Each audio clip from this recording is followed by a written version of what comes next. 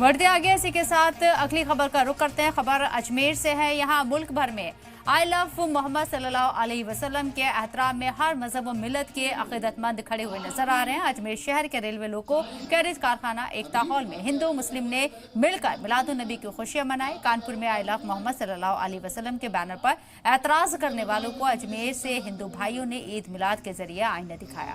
Carriage कारखाना hall में मुनक्किद जलसे में हिंदू भाइयों ने न सिर्फ शिरकत की बल्कि खुलकर रहमतुल्लाह अलैह के शान में कसीदे भी पढ़े।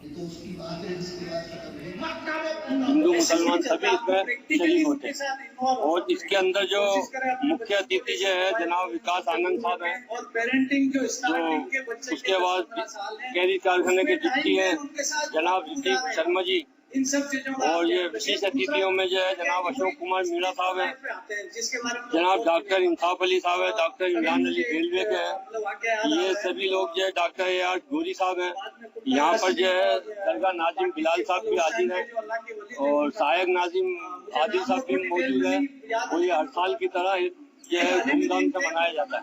ये संदेश को शांति, भाईचारा, आपस में प्यार मोहब्बत संदेश को अनुपालना करता है और हर वर्ष की भांति हम ये मनाते आए हैं और उम्मीद करेंगे हर साल की भांति मनाया जाए।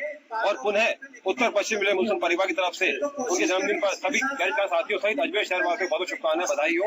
और भारत देश में अजमेर शहर में हमेशा एकता बनी रहे, शांति बनी रहे, ऐसी आशा के साथ हम हर साल मनाते आए। हमारे प्रॉफिट मोहम्मद सल्लल्लाहु अलैहि वसल्लम के जो है जन्मदिन के ऊपर सब लोग इकट्ठा होकर रेलवे के लोग, रेलवे के कर्मचारी और बाकी लोग इकट्ठा होकर ये जन्मदिन के ऊपर सब लोग अपने जो शिक्षा है उसके ऊपर विचार विमर्श संदेश दे रहे हैं।